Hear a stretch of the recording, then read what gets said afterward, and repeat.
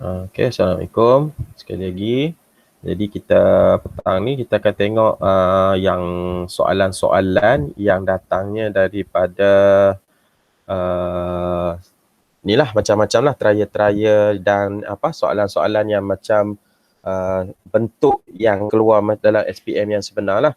Jadi kalau dalam SPM sebenar banyak soalan-soalan yang trial macam ni, dia punya soalan tu dia dah ada combine sikit lah. Macam contoh, walaupun hari ni kita lebih fokus pada tajuk struktur atom dan juga formula kimia semua tu, tapi dia ada macam masukkan juga tajuk-tajuk yang lain tu. Tapi hak tu kita bincang secara umum biasalah, sebab mungkin ada yang dah belajar, mungkin ada yang tak belajar lagi.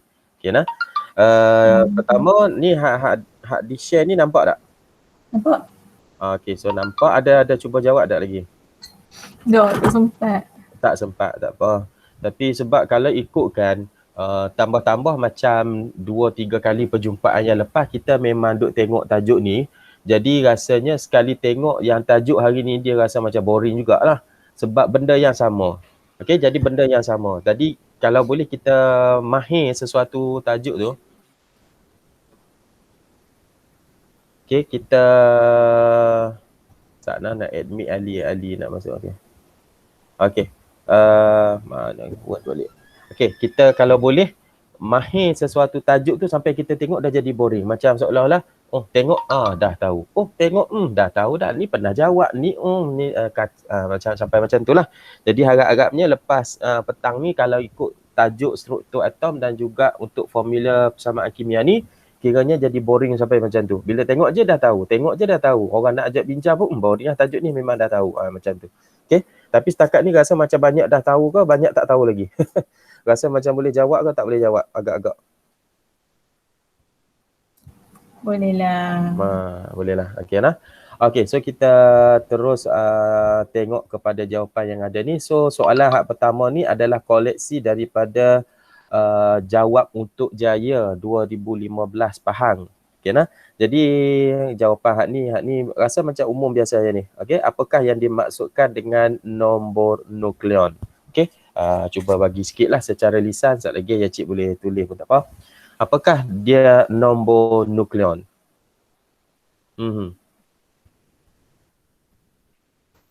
Jumlah bilangan proton dan neutron dalam atom suatu unsur. Okey, jumlah bilangan proton dan neutron dalam apa tadi? Dalam nukleus dalam atom suatu unsur. Okey nah. Kadang-kadang perkataan dalam nukleus ni dia tak ditekankan sangat. Tapi kalau kita biasakan menjawab dalam nukleus atau suatu unsur tu, kira okeylah, alhamdulillah. Sebab kalau ikut skema-skema yang lepas, sebab soalan ni dia kira macam soalan aras pengetahuan. Maksudnya kalau kita tak tengok jadual yang dibagi ke atas pun, okay, nombor nukleon ni memang dipelajari. Maksudnya dia aras pengetahuan ni paling rendah. Sebab tu markah dia pun 1 markah. Jadi selalunya dia akan bagi jumlah bilangan proton dan neutron dalam suatu unsur atom pun boleh dah. Dalam atom suatu unsur pun boleh dah. Tapi tak apalah ni, kira ada perkataan nukleus tu, kira okey, cantik lah. Maksudnya kita lagi faham. Proton dan neutron tu berada dalam nukleus. Okey. Okay. So yang ni sebenarnya kira aras yang senang lah ni. Okey. Okey, yang seterusnya yang kedua. Tapi sebelum tu, nak laju sangat dah ni. Tak jawab lagi, tapi dah baca ke belum soalan? Maksudnya dah tengok ke? Kalau ni dah tengok tu boleh lajulah sikit. Tengok tak lagi? Dah tengok sikit-sikit. Okey.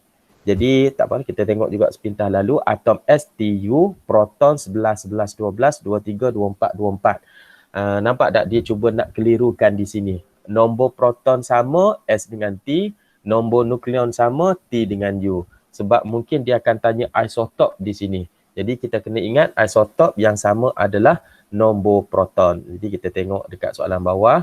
Atom S tadi pada zarah subatom. Nyatakan nama bagi zarah subatom yang mempunyai jisim paling ringan.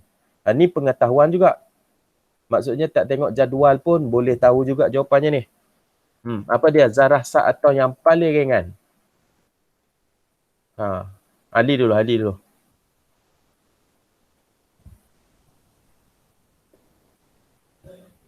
Tak bunyi apa Ali lah. Kakak Balkis apa dia? Zara atau yang paling ringan?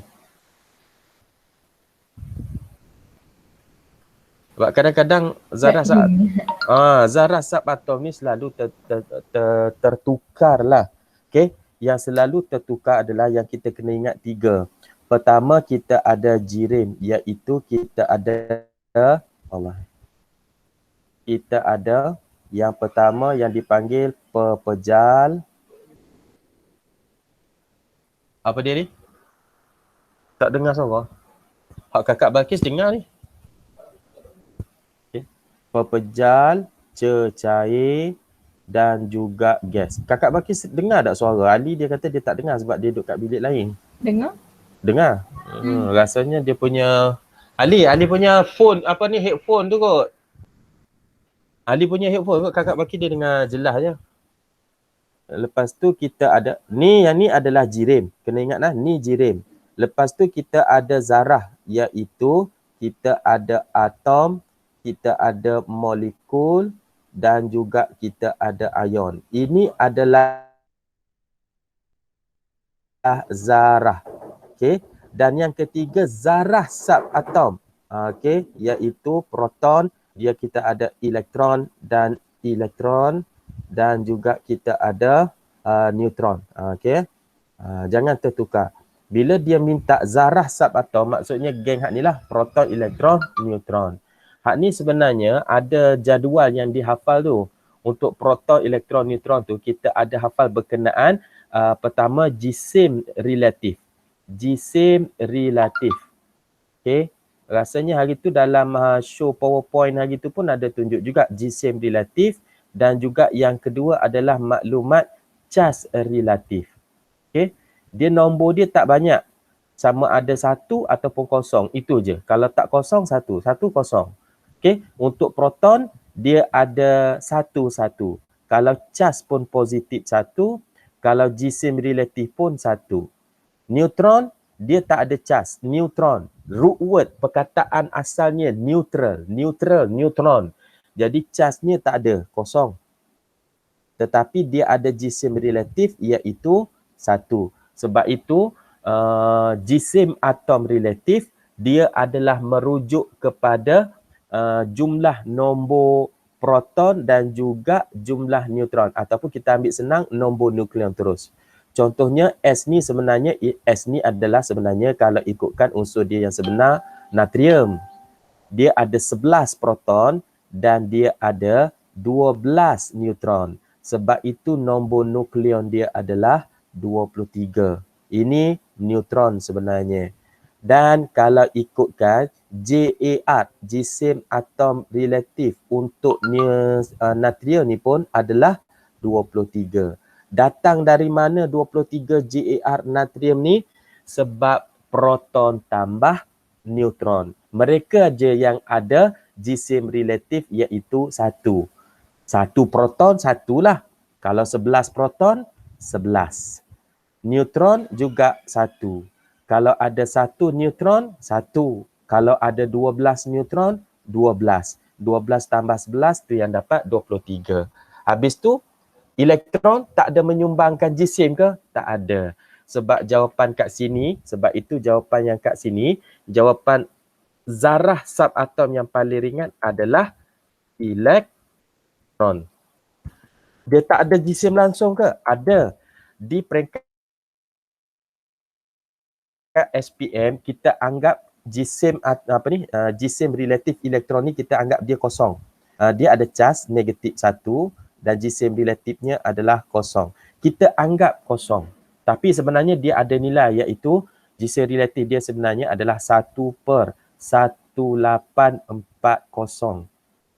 Ataupun ada setengah buku tulis 1/1837. Ada juga macam tu. Tapi oleh kerana nilai tu sangat-sangat kecil, jadi untuk silibus SPM kita anggap dia kosong. Dan dia tu yang dia paling ringan tu. Benda tu kena ingat lah, kena hafal. Konsepnya mungkinlah macam hak dah dibagi tahu tu lah. Kenapa dia paling ringan ke apa tu, kena hafal. Tapi jisim atau relatif memang datangnya daripada proton dan neutron sahaja. Elektron sebab dia terlalu ringan tak diambil, macam seolah-olah tak diguna pakai dalam jisim atau relatif. Okay, nah? Tapi bila dah pergi universiti, sebenarnya jisim yang sikit daripada elektron tu dipakai. Ada juga dipakai nanti, jangan terkejut nah. Macam contoh untuk hidrogen. Kalau ikut sekarang ni, jisim atau relatifnya kita pakai adalah 1. Walaupun tak payah hafal, tapi kalau diberi dia memang bagi 1.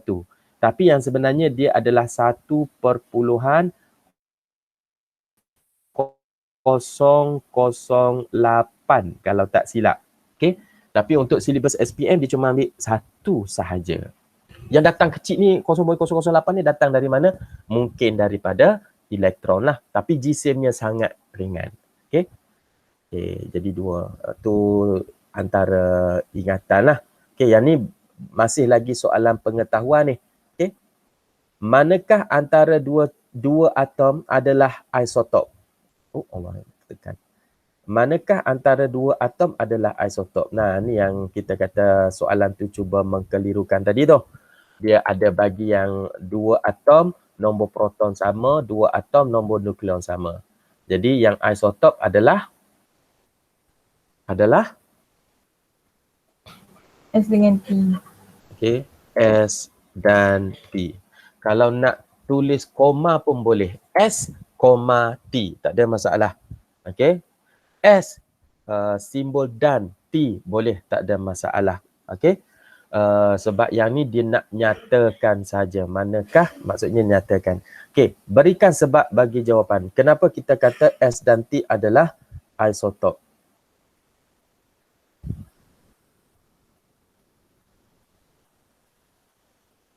Cuba. Kerana mempunyai nombor proton yang sama tetapi nombor nukleon yang berbeza. Kalau tulis macam tu, betul tapi tidak dapat markah. Siapa yang nak bagi jawapan lagi? Apa yang kurang kat situ? Ali.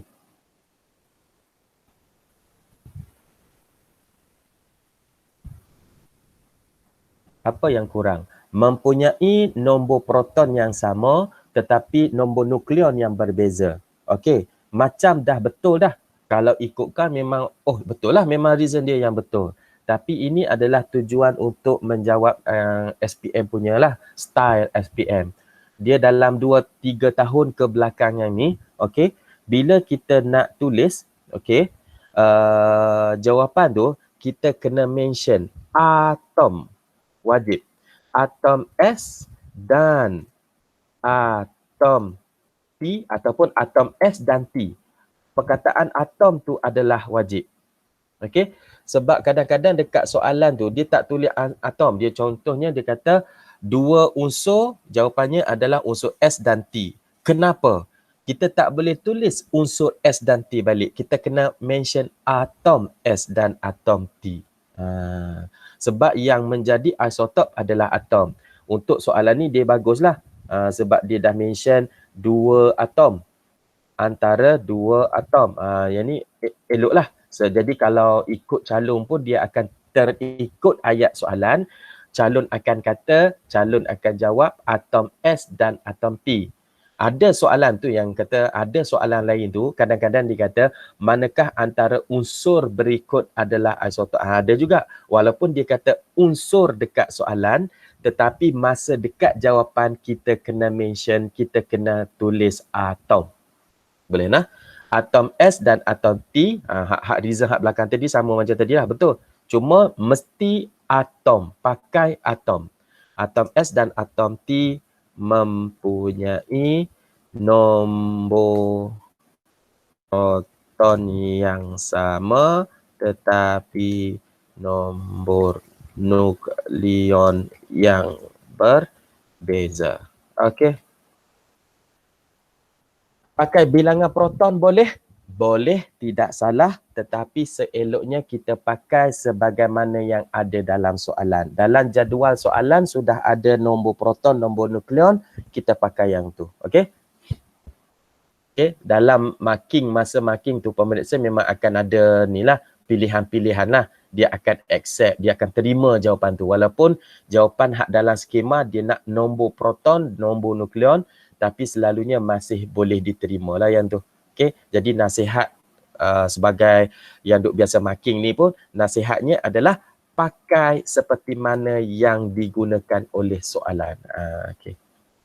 Boleh lah. Jadi kat sini keyword dia kalau nak di highlight untuk nota ke apa ke, ni atom. Ni wajib lah guna atom. Sama juga kalau contohnya dalam tajuk jadual berkala, kita ada unsur helium. Kak Bakis belajar kan jadual berkala, ingat tak? Jadual berkala. Tak sangat. Dah belajar kan? Dah. Kumpulan 18. Dalam jadual berkala, kumpulan 18 yang juga dikenali sebagai gas adi. Soalan tanya, kenapa unsur gas adi ataupun kenapa ahli kumpulan gas adi adalah stabil? Jadi bila kita nak jawab, kita tak boleh guna unsur gas adi. Kita kena mula perkataannya atom, gas adi. Macam tu. Dia kena rujuk kepada atom. Okey? Tahun 2018 kalau tak silap, dia banyak calon yang rugi markah kat sini sebab dia memang strict. Tak ada perkataan atom, dia tolak. Jawapan reason yang diberi oleh calon tu memang betul dah. Tapi sebab tak ada perkataan atom, dia reject. Okay. Kak Bakis tadi bunyi macam nak tanya soalan ya? Dah. Okay. Yang keempat, lukis susunan elektron bagi atom T. Okay. Nak suruh lukis, tunjuk dekat Google Meet tu, boleh tak? Ya cik stop sharing dulu. Stop sharing. Lah mana nak stop sharing. Okay. Okay. Tunjuk. Set. Okay, tak apa. Ambil masa. Lukis dan tunjuk.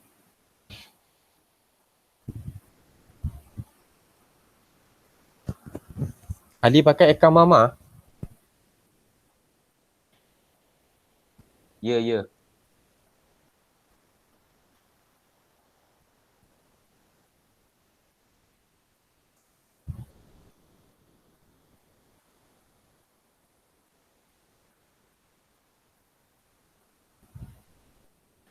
Okey.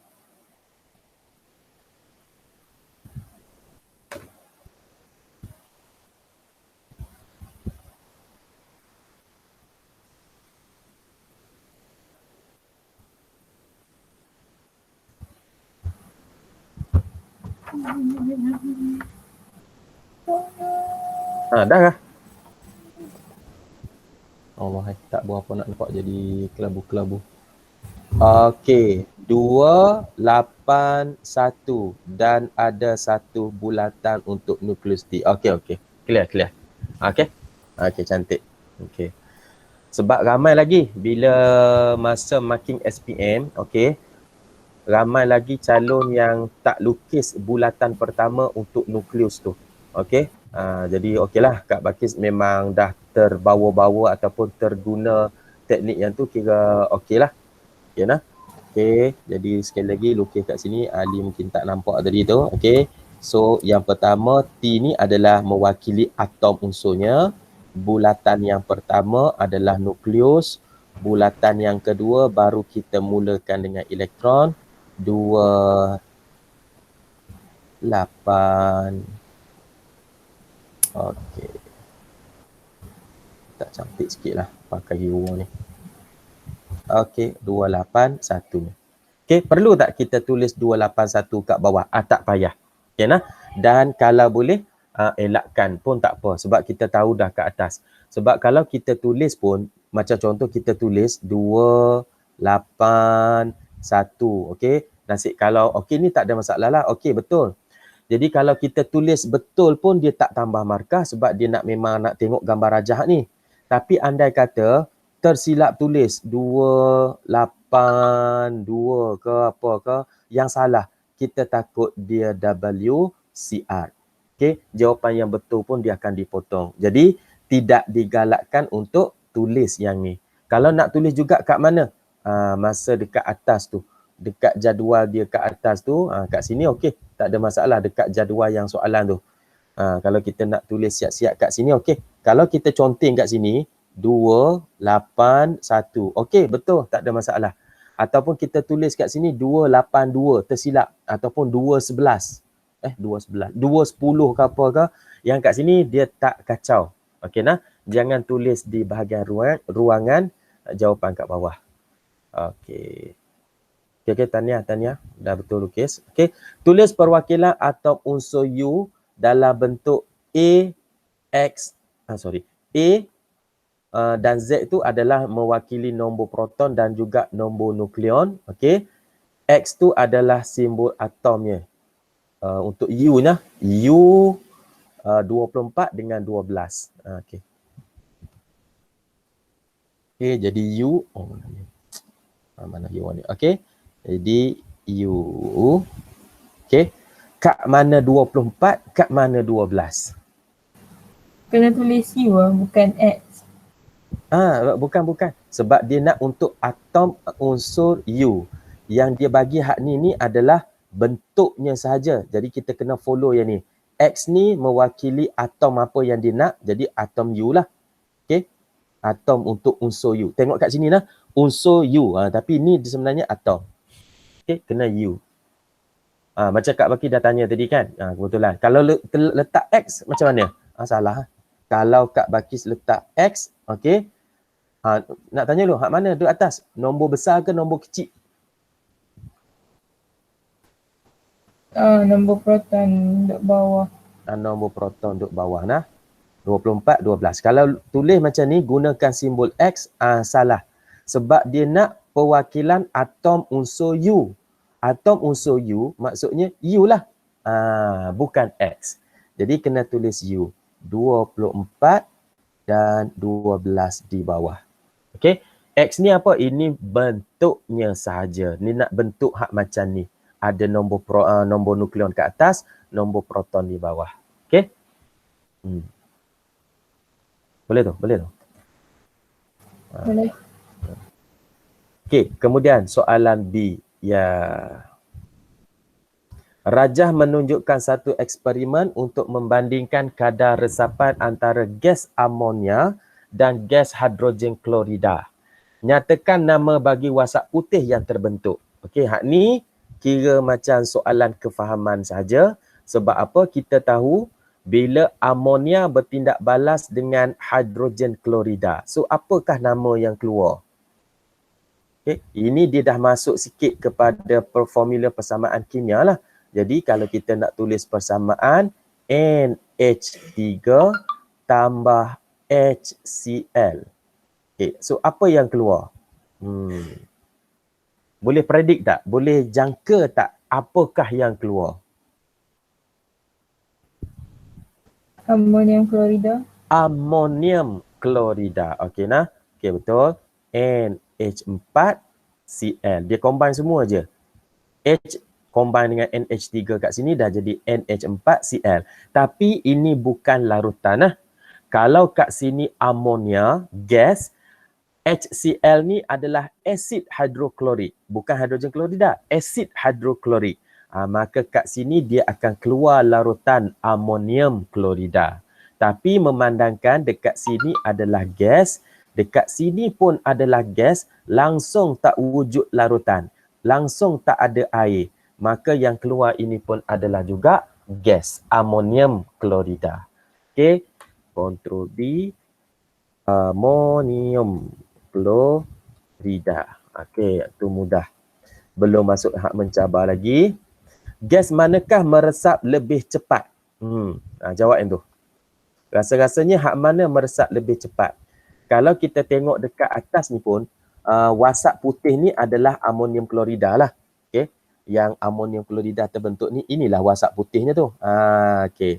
Dia tanya, apakah nama wasap putih? Tu amonium klorida. Perasan tak? Wasap putih ni lebih dekat dengan mana? Dekat dengan amonia ke? Ni amonia. Dekat dengan hidroklorik ni, asid hidroklorik yang menghasilkan hidrogen klorida. Asid hidroklorik pekat ni dia akan meruap, tu yang dapat hidrogen klorida. Amonia pekat ni pun akan meruap, tu yang dapat keluar gas amonia. Nampak tak? Wasap putih ni dekat dengan asid hidroklorik. Maksudnya dia lebih dekat kepada hidrogen klorida. Jadi kat sini kita boleh dapat petua gas mana meresap lebih cepat? Amonia ke hidrogen klorida? Hidrogen klorida. Tengok. Kalau hidrogen klorida yang bergerak lebih pantas, maksudnya daripada sini, hidrogen klorida ni lebih pantas, dia akan bergerak menghampiri dekat kapas amonia. Jadi sekarang ni kapas ni, wasap ni sekarang ni terbentuk dekat asid hidroklorik pekat. Maksudnya amonia ni yang datang lebih cepat. Sampaikan hidrogen klorida kat sini, tak sempat nak bergerak, tak sampai separuh jalan, dah jumpa dengan amonia. Boleh faham tak yang tu? Kenapa wasap putih terbentuk kat sini? Sebab gas amonia yang terbebas dari kapas amonia pekat ni, lebih laju bergerak sampai dekat depan kapas asid hidroklorik pekat. Boleh faham yang tu? Jadi yang bergerak lebih cepat dekat sini adalah gas amonia yang bergerak lebih cepat. Jadi kalau kawan-kawan tanya, nak explain, kenapa? Sebab dia menghampiri kapas hidroklorik asid yang pekat. Jadi maksudnya amonia yang bergerak cepat tu. Okay. Contohnya kalau nak balik Kelantan, tak tahu, kita yang duduk dekat utara ni, balik ke Kelantan. Tapi orang Kelantan pun nak datang ke utara. Sama-sama bergerak waktu bertolak yang sama. Okey, waktu bertolak yang sama. Tiba-tiba kita terjumpa dia orang dekat Baling. Siapa yang bergerak lagi cepat? Orang Kelantan ke orang utara? Kalau Baling jumpa kat Pendang lah. Contoh kat Baki jumpa kat Pendang. Maksudnya orang Kelantan itu yang bergerak lagi laju sebab bertolak sama. Kakak Baki dari Perlis, orang Kelantan bergerak dari Kelantan, tiba-tiba boleh jumpa dekat Pendang. Maksudnya orang Kelantan tu pencut lagi lah. Yang sana tu lagi laju. Sebab Pendang lebih dekat dengan Perlis tu. Okay, macam tu lah.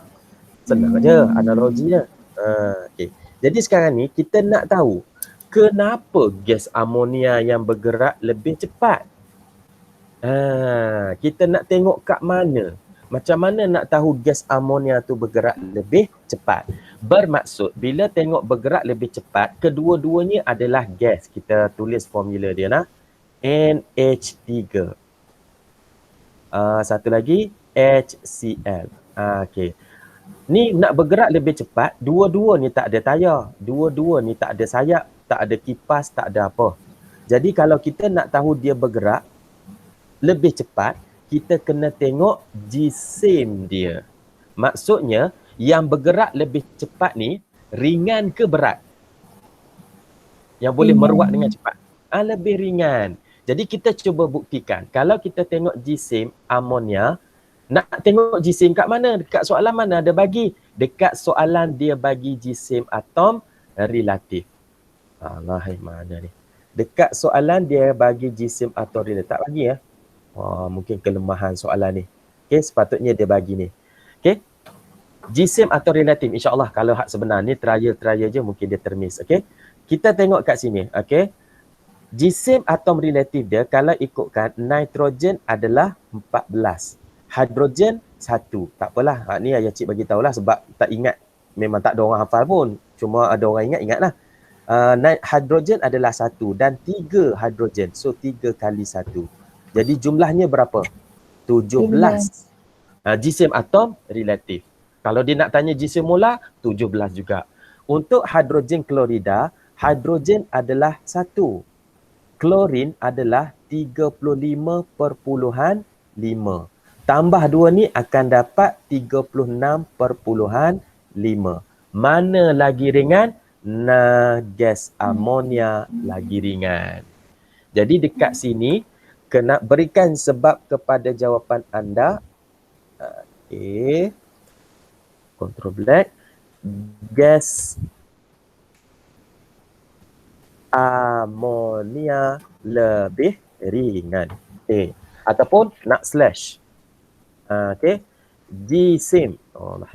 Jisim gas amonia lebih rendah.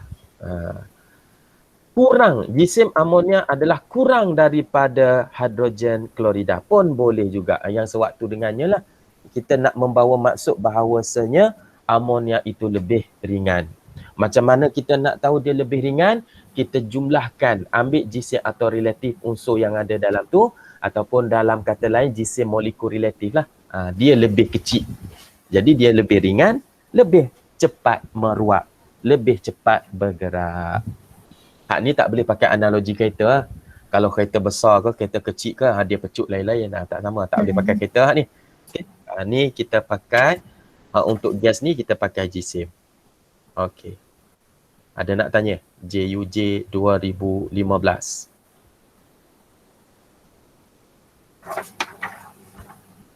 Ada tak soalan yang tak pernah jumpa? Hak ni kot. Hak ni jarang-jarang jumpa soalan ni. Hak gas bergerak ni. Jarang. Okey. So kita tengok masih lagi soalan JUJ, soalan 2. Okey. Soalan JUJ ni kalau dulu memang suka gunalah daripada Pahang sebab ada panel untuk lembaga tu, Cikgu Pahang ni lah yang buatnya. Okey. Asid tartarik, tak pernah dengar, tak ada masalah. Dia bukan nak tanya pasal asid tu pun. Okey. Kita baca je sebab ni tajuk formula kimia, formula persamaan kimia. Jadi kalau dia nak tanya pun ada kena mengena dengan formula persamaan kimia saja. Asid tartarik, tak pernah ada orang hafal pun. Digunakan sebagai perisa dalam makanan dan minuman. Rajah menunjukkan formula molekul. Okey, tengoklah, kita tengok C4H6O6. Okey, okey. Apakah yang dimaksudkan dengan formula molekul? Tu yang kata tak tahu pasal formula asid tartarik pun tak apa. Apakah dia maksud formula molekul? Ingat, tempoh hari ada diingatkan mesti ada perkataan formula di depan. Kimia yang menunjukkan nisbah sebenar atom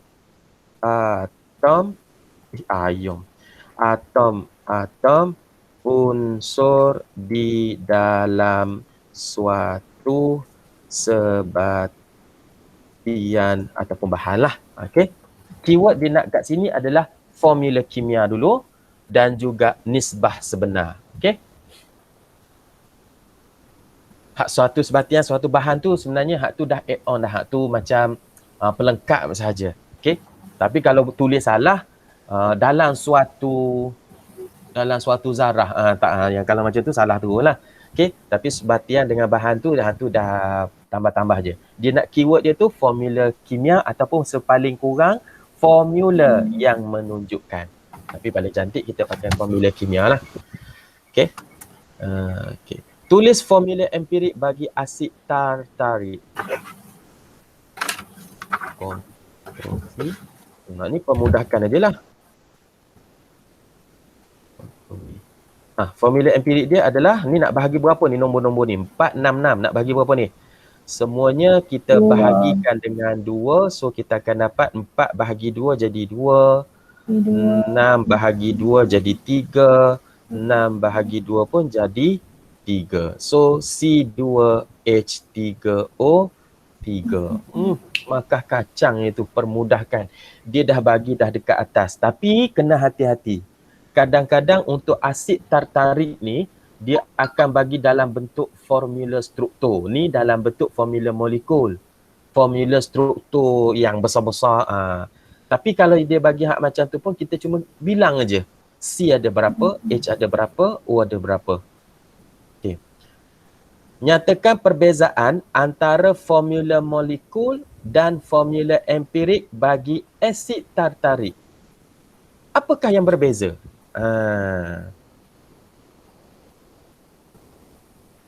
Apa yang nak cakap? Nak cakap apa? Nak tulis apa tu? So kita tarik sikit ke atas tu, tengok betul-betul.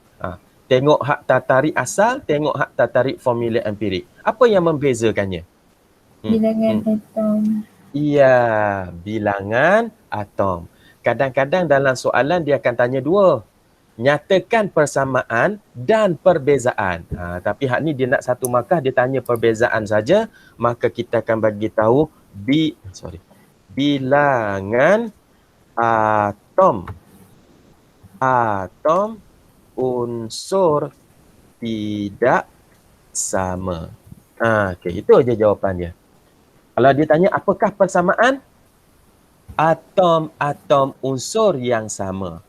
Kalau dia nak dua-dua, mempunyai atom-atom unsur yang sama tetapi bilangan atom unsur yang tidak sama. Itulah senang nak jawabnya. Okey. Selalu jumpa dia memang nak satu sama, satu beza. Selalu dua markah hak bahagian ni. Okey. Ni tak tahulah soalan ni kenapa dia satu je, dia nak perbezaan saja. Sebab selalunya bila dia tanya persamaan dengan perbezaan tu dia cuba kelirukan calon lah. Okey. Seterusnya. Kalau ada nak tanya, ni Ali ke Bakis ke, kalau nak tanya tu tanya. Kalau tak dia akan jadi laju je. Okey, seterusnya. Okay, turunkan sikit ni. Dia dah lari sikit. Tak photostat. Okey. Okey, soalan B.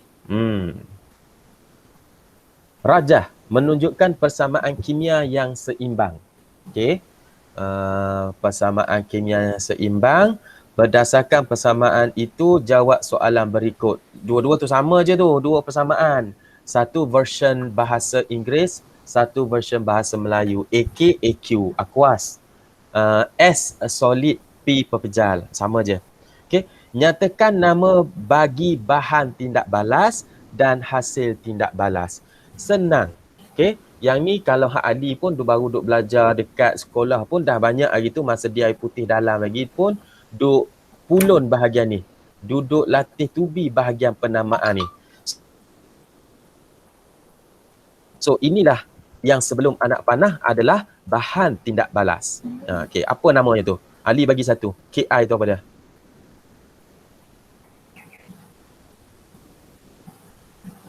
Kakak bagi nama hak PBNO32 tu. Tak ingat. Hak ni kena sendiri-sendiri dah. Okey, kalium iodida. Okey, kakak bagi hak yang kedua. Iodida. Sebab hak ni hak susah sikit, dia ada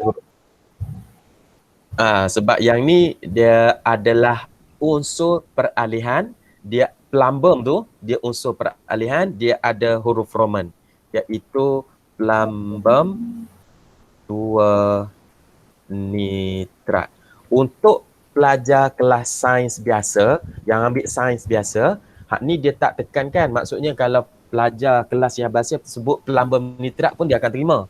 Tapi kelas sains tulen yang ambil kimia, dia memang kena ikut sistem IUPAC. Ni dipanggil sistem IUPAC lah. Nama sebenar, plumbum 2 nitrat. Sebab dia mungkin ada plumbum 4 nitrat. Kenapa? Bergantung kepada cas plumbum. Okey, sebab plumbum unsur peralihan, dia ada plumbum 2+ dan juga dia ada plumbum 4+. Ni Ali memang kena hafal sendiri dah ni.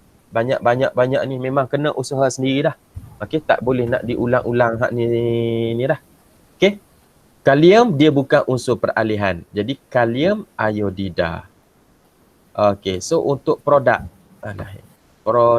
control black. Okey. KNO3. Ali apa dia? KNO3. K memang tetap lah. K tu nama untuk siapa? Apa nama untuk K? Kalium. Kalium. NO3 tu sama macam hak atas tadi tu lah. Dia cuma tukar geng dia je. Kalium apa tu? kalium nitrat. Lepas tu, hak untuk yang kedua adalah plumbum 2 iodida. Dia tukar je tu. Sebab apa? Tadi plumber dengan nitrat, sekarang ni plumber dengan iodin. Tapi tetap kena tulis plumbum 2 iodida. Okey. Ni selalunya dia suruh nyatakan biasa je. Tapi hak kali ni dia nak nama. Nama tu memang kena eja yang betul lah. Okey. Okey. Apakah keadaan fizik plumbum 2 iodida? Hak ni yang ditulis dekat belakang.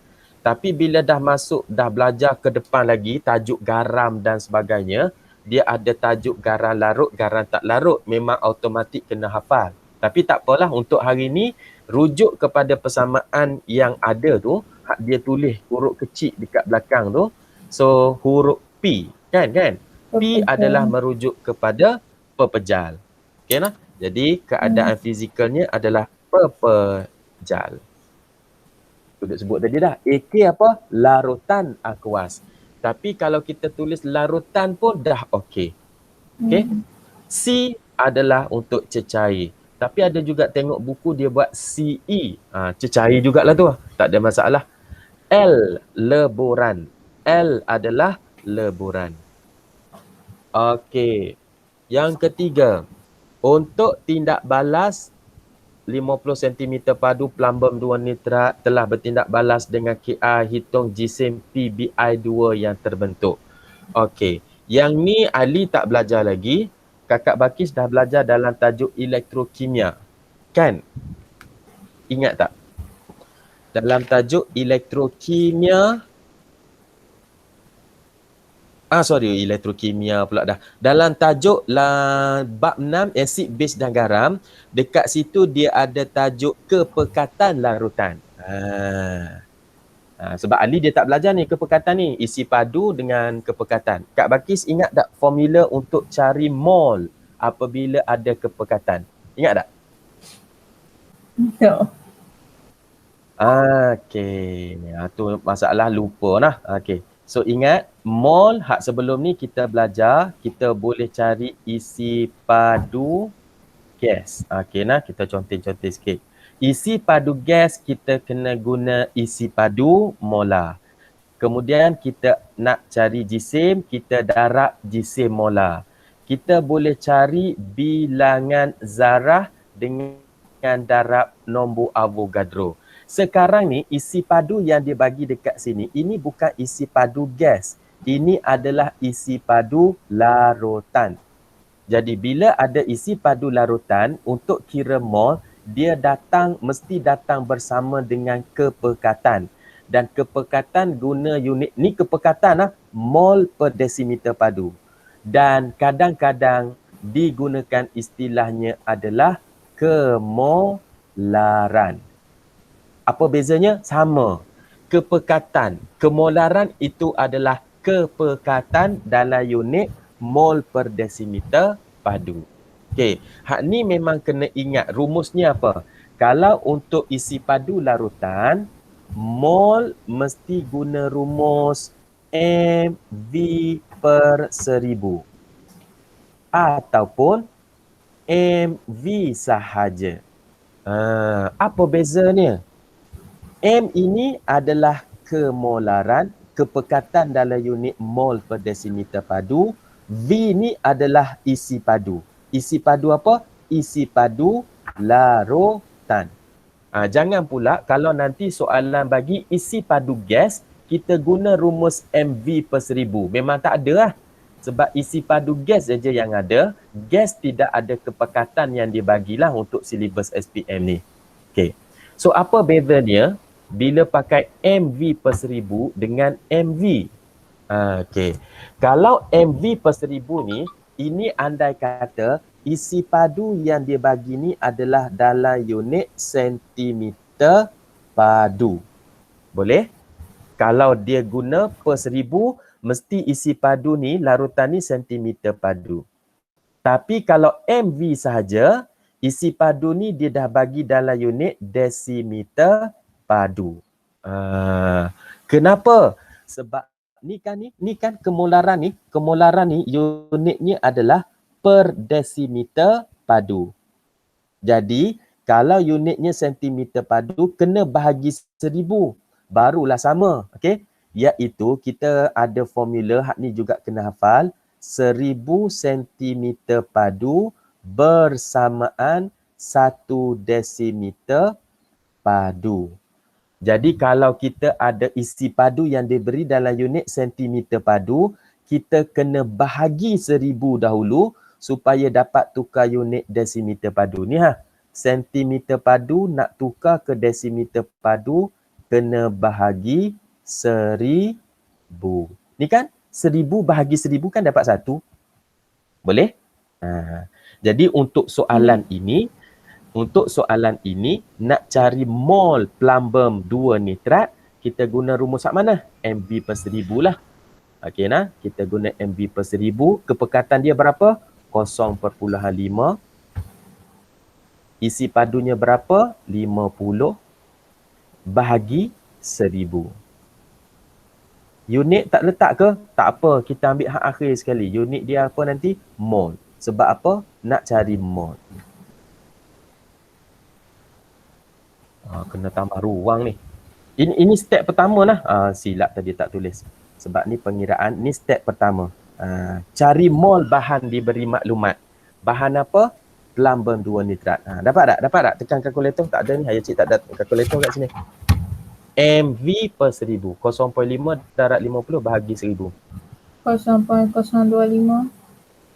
0.025 mol. Okey. Ini baru step pertama. Kita ni kalau ayah Cik Padang boleh kot nah. Hak lain-lain lah. Okey.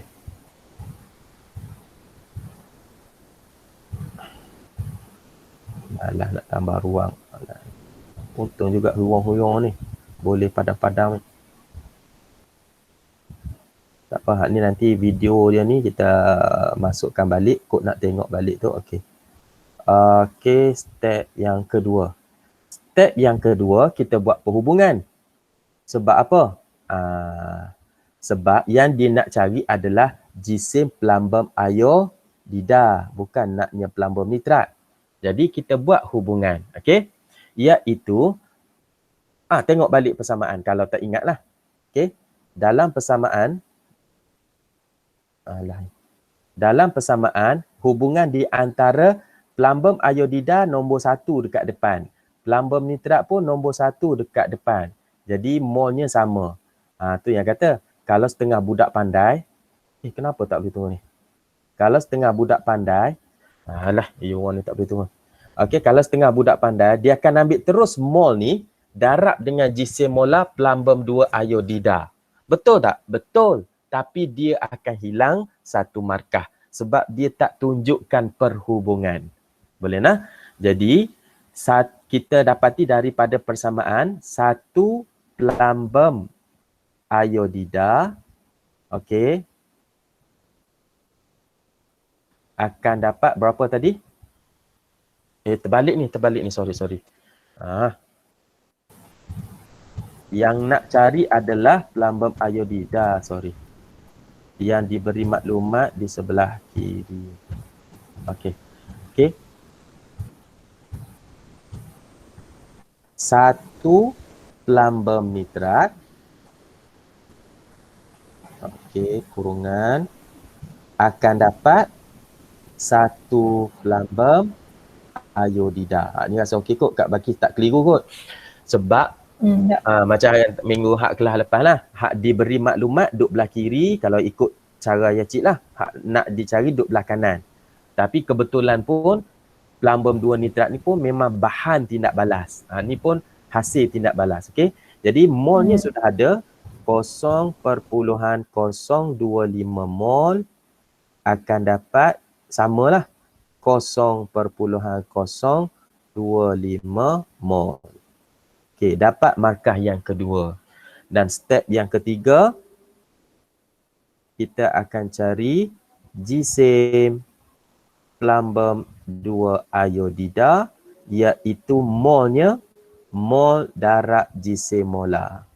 Jisim molar siapa? Jisim molar plumbum 2 iodida lah. Okey, iaitu 0.025 darab plumbum. Tu dia bagi dah tu. Dalam soalan tu bagi 207 tambah 2 iodida. So ada 2 iodida. Iodin 127. Okey. Tu kurungan besar. Darab lah. Ni kena tekan kalkulator ni.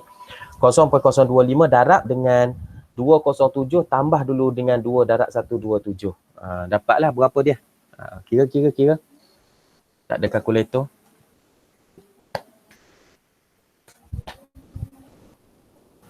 Sebelas 11.525. 11. Ya. 11.525 unit gram. Sebab apa? Soalan suruh cari jisim. Walaupun dekat sini kita tak tulis 0.025 mol, hak ni gram per mol. Walaupun tak tulis tak apa, tak ada masalah. Tapi kena ingat unit akhir dia adalah gram. Okey. Macam ni lah. Sekarang ni dia dah ada campur-campur sikit lah dalam bab kepekatan daripada tajuk asid base garam tu. Ni memang hak soalan sebenar lah. Okay, kita tengok sikit lagi. Sebenarnya JUJ ni bagus. Walaupun ni soalan hak format lama, tapi aras soalan, bentuk soalan tu masih sama. Okay nah, format dia tu adalah peruntukan markah untuk satu soalan. Macam tu je, hak berbeza KSSM dengan hak lama tu. Tapi item-item soalan hak lama masih boleh dipakai. Sebab aras soalan tu masih lagi sama. Pengetahuan, kefahaman, okey. Kalau hak macam hak pengiraan ni dia panggil peringkat aplikasi, masih lagi sama. Okey. Kita tengok sikit lagi negeri sendiri ni, negeri Kedah 2016. Okey. Nyatakan elektron valen bagi unsur Y. Dekat soalan tak apa, dia kata unsur Y. Tapi kalau kita yang nak jawab, kita kata elektron valen bagi atom Y. Boleh lah? Kalau dalam bentuk jawapan bertulis lah. Okay. Tapi kat sini kita tak perlu tulis macam tu. Kita just bagi terus saja elektron valen dia tu. So Y tu kalau ikut susunan dia, kita tengok kepada nombor 12 ke nombor 6? 6. Nombor 6 iaitu susunannya adalah 2.4. Jadi elektron valennya adalah 4. 4. Okey, tu je lah. 4 je. Ya, 4 satu markah dapat dah. Okey. Apakah keadaan fizik unsur Y pada suhu bilik? Keadaan fizik ni apa? Keadaan jirim lah. Pepejal, cecair ataupun gas. Rasa-rasanya. Yang ni dia combine sikit sebenarnya. Kalau Ali hak ni dia mungkin tak ingat lah. Kakak Bakis kena ingat. Sebab yang ni dia dalam tajuk jadual berkala. Selalunya cikgu akan minta pelajar-pelajar menghafal 20 unsur yang pertama dalam jadual berkala. 20 unsur pertama tu maksudnya yang ada nombor proton daripada 1 sampailah nombor proton 20. Jadi automatik yang ni sebenarnya kena ingat. Kalau yang nombor protonnya 6 tu siapa sebenarnya? Yang nombor proton 6 ni siapa? Unsur apakah yang nombor proton ni 6? Kakak Bakis ingat tak? Kalau hafal tak? Hidrogen, helium, natrium. Yang keenam ini adalah sebenarnya adalah unsur karbon. Atom karbon. Hak tu kena sendirilah hafal tu. Untuk nak hafal 20 unsur pertama, yang pertama, kedua, ketiga, okey. Kadang-kadang bila kita duk hafal banyak duk guna, nanti automatik akan teringat sendiri. Contohnya unsur yang ke-17 klorin. Unsur yang ke-20 hak last sekali adalah kalsium. Unsur yang ke-19 adalah kalium. Nanti lama-lama dia akan ingatlah. Okey. Tapi untuk buat masa sekarang ni 20 unsur pertama dalam jadual berkala tu cuba-cuba hafal. Jadi oleh kerana Y ni adalah karbon, maka karbon pada suhu bilik, keadaan apakah karbon? Pernah jumpa gas karbon saja? Tak pernah kan? Ada pernah cecair, jumpa cecair karbon? Tak pernah. Selalunya karbon pada suhu bilik ni dakwat pada kertas yang photostat, arang pun karbon, mata pensel pun karbon. Semua itu wujud dalam keadaan pepejal. Okay. Agak-agaknya kalau X ni dalam suhu bilik, apakah keadaan fizikalnya? X ni adalah 11. 11 adalah unsurnya, atomnya adalah natrium. Macam mana cik boleh ingat? Dah sebab lama duk guna. Jadi unsur yang ke-11 yang ada nombor proton 11 adalah natrium. Okey. Jadi natrium, suhu bilik adalah natrium ni logam. Logam memang most of logam adalah pepejal lah, kecuali mercury. Mercury je yang dalam bentuk leburan ataupun dalam bentuk, dia tak panggil cecair sangat dia tu, cecair lah, okey. Kan mercury yang duduk dalam berbudi termometer, tu je yang dalam bentuk bukan pepejal, okey. Hak 8 ni, apakah unsur yang ada 8 ni? Ini adalah oksigen. Maka kalau dalam suhu bilik, ini adalah keadaan gas. Boleh nak? Boleh. Tu kena sendiri-sendirilah tu, ambil masa sendiri untuk hafal unsur yang keberapa-berapa ni. Okey. Unsur Y dan unsur Z boleh bertindak balas untuk membentuk suatu sebatian. Tuliskan formula sebatian itu. Ya, ini dia dah masuk dengan ikatan kimia sekali ni. Kalau kat atas ni memang struktur atom, kat bawah ni dengan ikatan kimia sekali ni.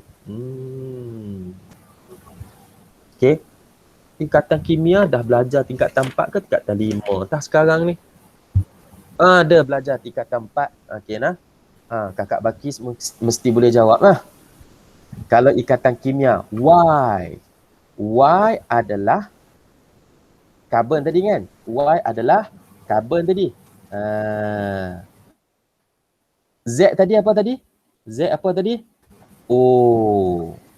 Jadi kalau karbon bergabung dengan O, apakah formula yang akan keluar?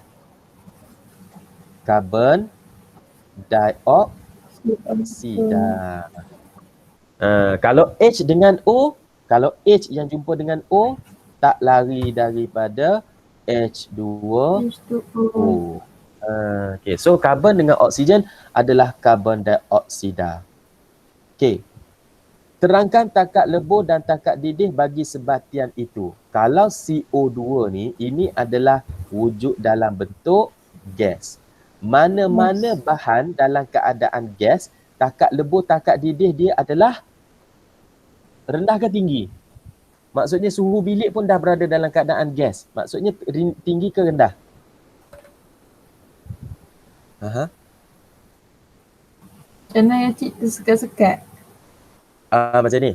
Dia tanya, terangkan takat lebur, takat didih sebatian itu. Sebatian tu sebatian apa? Karbon dioksida ni lah. Jadi kalau tentang takat lebur, takat didih, mesti kita sebut sama ada tinggi atau rendah. Jadi karbon dioksida ni takat didih, takat lebur dia tinggi ke rendah? Tinggi. Macam mana kita nak tahu takat lebur, takat didih sesuatu bahan tu rendah? Kita ambil macam ni. Kalau dalam keadaan suhu bilik, dia wujud dalam keadaan pepejal. Maksudnya dia tidak lebur, dia tak tukar jadi gas. Maksudnya kita kena panaskan lagi, tambahkan lagi suhu. Baru dia akan jadi lebur ataupun bertukar jadi gas. Sekarang untuk karbon dioksida, perlu tak kita panaskan dia untuk tukarkan dia jadi gas? Tak payah. Sebab apa? Suhu bilik pun yang rendah ni dah berada dalam keadaan gas. Maksudnya waktu dia lebur sebelum ni, lagi tinggi ke lagi rendah? Lagi rendah. Maksudnya dia sudah pun melebur, suhu bilik dah tukar jadi gas. Jadi secara umumnya, takat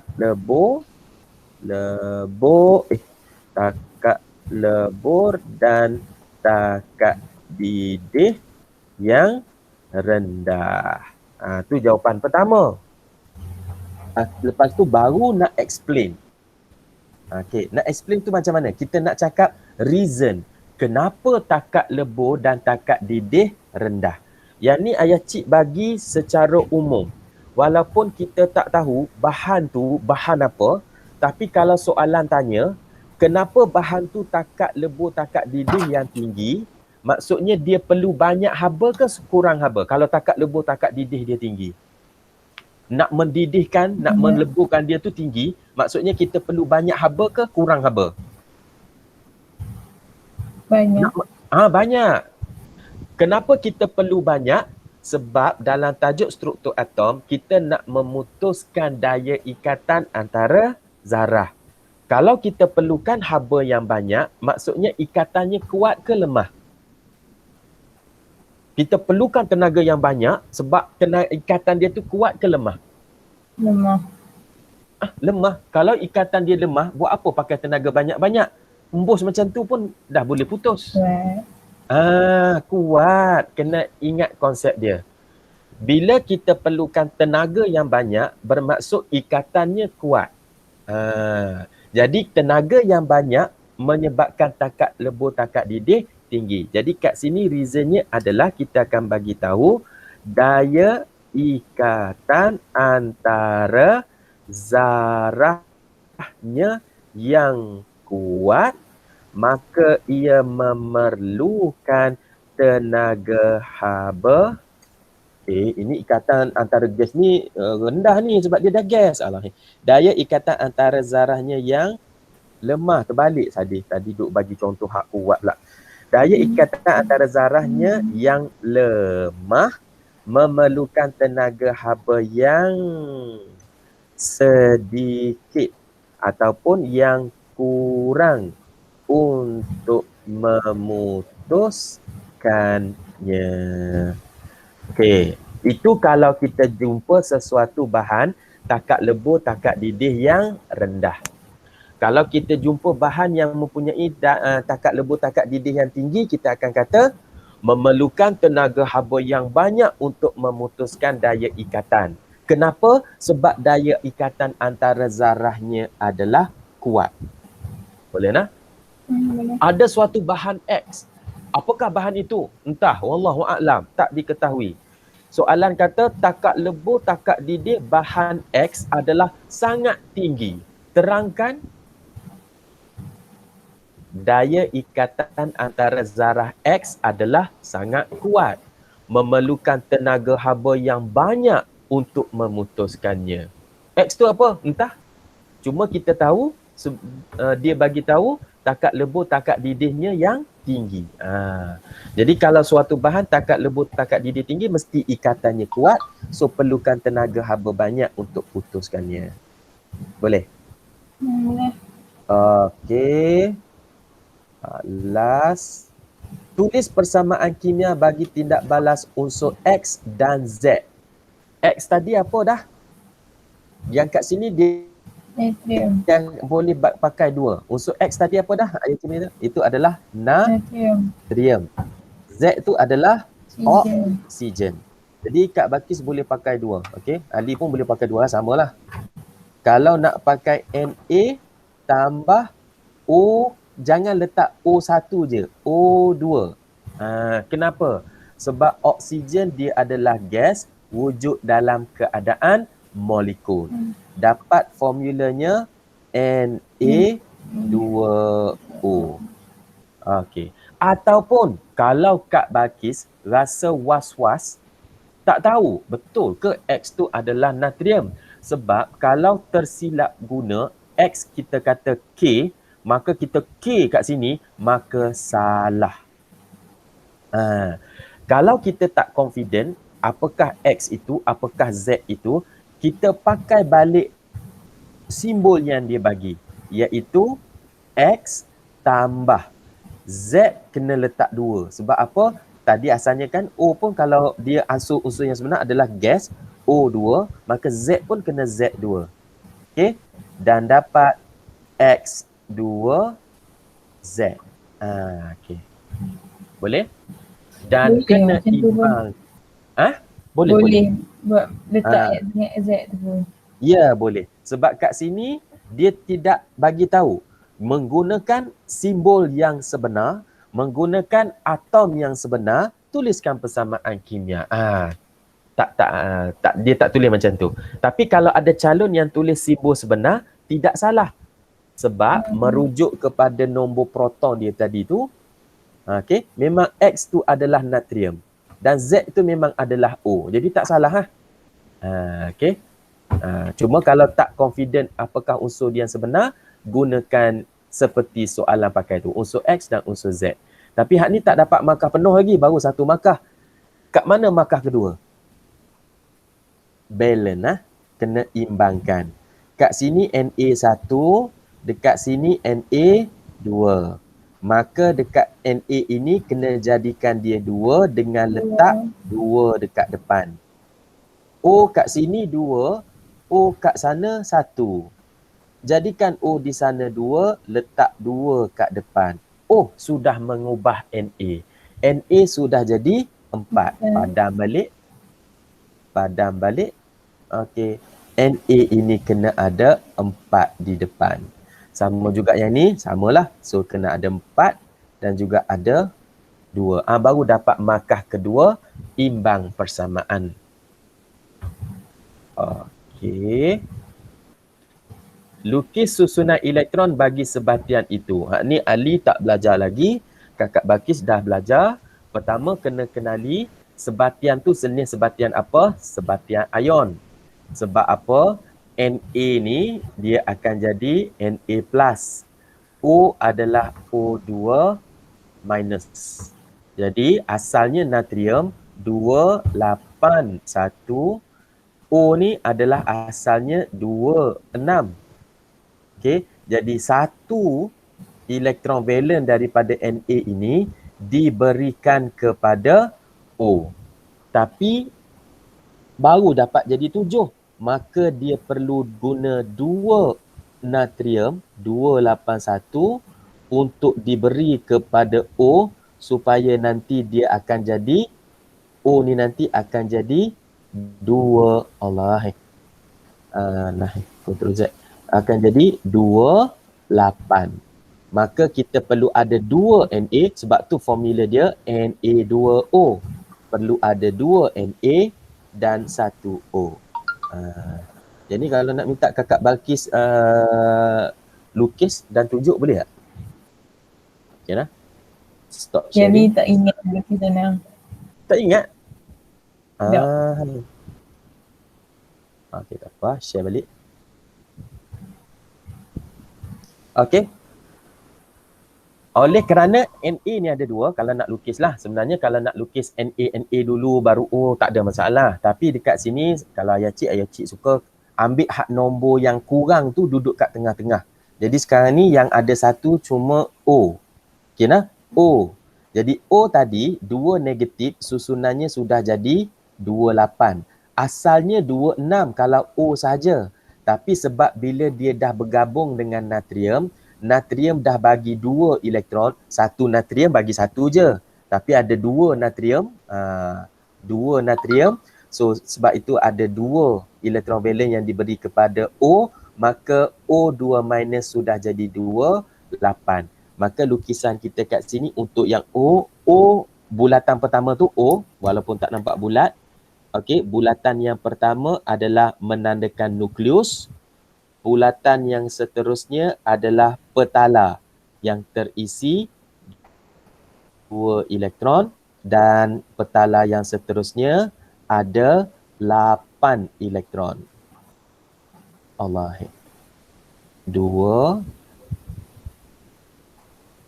4 6 Allah.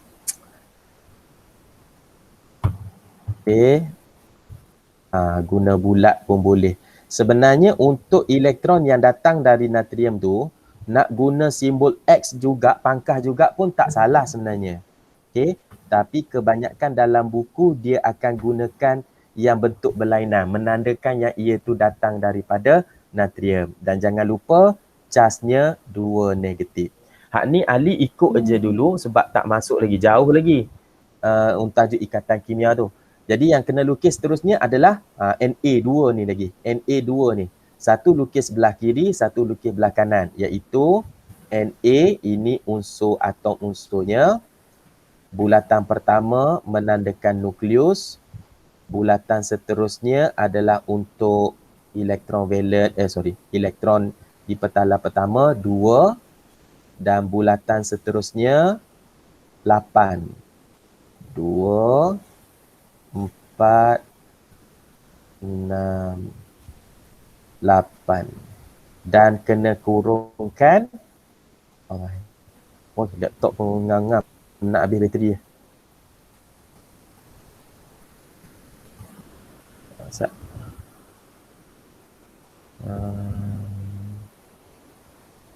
Sat ada cik sambung charger Sat. Luar ni tak boleh ni, bateri weak. Sekejap okey. Okey, kejap je. Okey. Okey. Jadi kita kena kurungkan dia. Allah Akbar. Awak ni.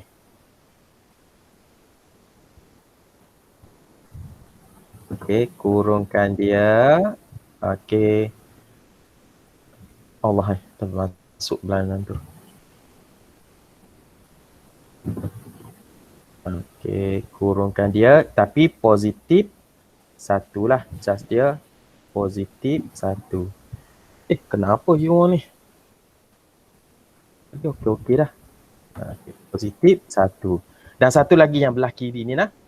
Okey. Na. Allah Akbar.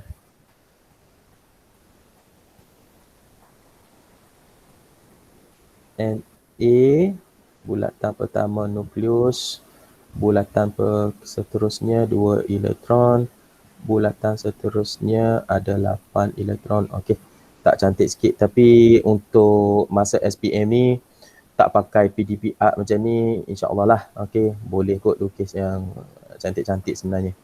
Okey, positif 1. So inilah dia. Okey.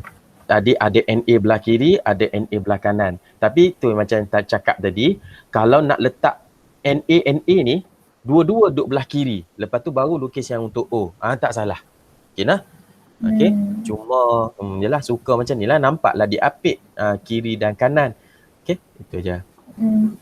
Okay. So rasanya tak ada nak sambung untuk soalan-soalan lain dah ni. Okey, untuk hari petang ni kira cukup. Tapi kalau Kakak Baki rasa nak jawab yang soalan-soalan lain tu, kalau ada masalah ke apakah, Kakak Baki jawab, snap masukkan dalam Telegram tu. Sebab dalam Telegram pun kita boleh auto correct dekat situ. Boleh Okay. Boleh? Okay. So untuk hari ni cukup dulu setakat sini, insya-Allah. Hari Isnin. Ada lagi tu Trial Negeri Sembilan ni. Ada setengah-setengah tu dia apa? Dia ulang-ulang balik je. Okey. Okey, ada nak tanya apa-apa tak? Tak ada. Tak ada. Sama macam budak ayat putih dalam. Dia memang kalau tanya soalan, ada soalan, memang tak ada. Kalau ada soalan, tak ada. Okey. Tak apa, tapi harap-harapnya kalau ada soalan, tanya dalam Telegram lah. Okey. Assalamualaikum warahmatullahi wabarakatuh. Terima kasih.